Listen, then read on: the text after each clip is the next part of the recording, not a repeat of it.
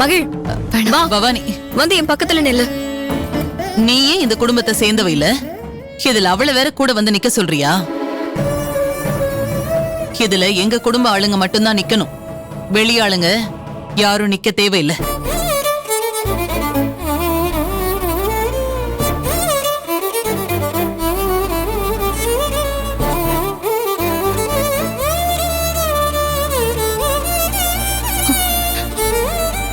நீங்க என்ன நிக்க வேண்டாம்னு சொன்னீங்க, அதுல ஒரு நியாயம் இருக்கு. ஆனா மதிய ஏன் நிக்க வேண்டாம்னு சொல்றீங்க? அவ ஆதியோட வைஃப். அவளும் உங்க குடும்பத்துல ஒருத்தி தான். அவளை மட்டும் விட்டுட்டு சுத்தி போட்டா, சுத்தி போட்டதுக்கு உங்களுக்கு பலனே கிடைக்காது. மதி, அவங்க சொல்றாங்கன்னு நீ தனியா நிக்காத. ஆதி உன் புருஷன் தானே, அவன் பக்கத்துல போய் நெல்லு. மதி, கரெக்ட். இதெல்லாம் சொல்றதுக்கு தான் மகிழ் நீ வீட்டுல இருக்கணுங்கிறது. இல்லனா யாரும் இந்த வீட்டுல கேட்க மாட்டாங்க, கேட்கவும் முடியாது. மதி, என்ன பாக்குற? வா, வந்து ஆதி பக்கத்துல நில்லு. என்ன வேடிக்கை பார்த்துட்டு இருக்க? உன் வைஃப நம்ம கூட சேர்ந்து நிக்க கூடாதுன்னு சொல்றாங்க, நீ பாட்டுக்கு எதுவும் பேசாம அமைதியா இருக்க. நிக்க சொல்ற உன் பக்கத்துல. ஐயோ, பூசணிக்கா சுத்துறதுல கூட பஞ்சாயத்து பண்ணிட்டு இருக்காங்களே. மதி, வா.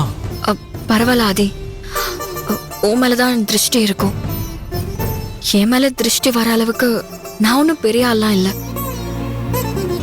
நான் சாதாரண குடும்பத்துல இருந்து வந்தவ. அதனால நான் நிக்கலன்னா ஒன்னும் ஆயிடாது. நீ மட்டும் உன் குடும்பத்தோட நில்லு போ. அம்மா, மதி என் கூட நிக்கட்டுமேமா. அவ என் வைஃப்னு இந்த ஊர் உலகத்துக்கே தெரியும். அப்புறம் எதுக்குமா அவளை அவாய்ட் பண்றீங்க? இந்த ஊர் உலகத்துக்கு வேணா இவளை தெரிஞ்சிருக்கலாம், ஆனா எனக்கு இவளை தெரியாது. நான் இவளை உனக்கு கல்யாணம் பண்ணி வைக்கல, அதனால இவளை மருமகளை ஏத்துக்க மாட்டேன். அதனால இவ நம்ம குடும்பத்தோட சேர வேண்டாம். அப்படின்னா ஸ்வேதாவை மட்டும் நிக்க சொல்றீங்களே, அது பரவாயில்லையா? ஸ்வேதாவை பத்தி பேச இங்க யாருக்குமே அருகதை இல்ல, புரியுதா?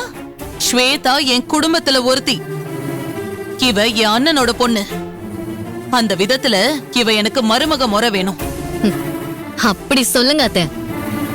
இது கூட தெரியாம இங்க பல பேர் சுத்திட்டு இருக்காங்க. அவங்களுக்கு உரைக்கிற மாதிரி நான் யாருன்னு சொல்லுங்க.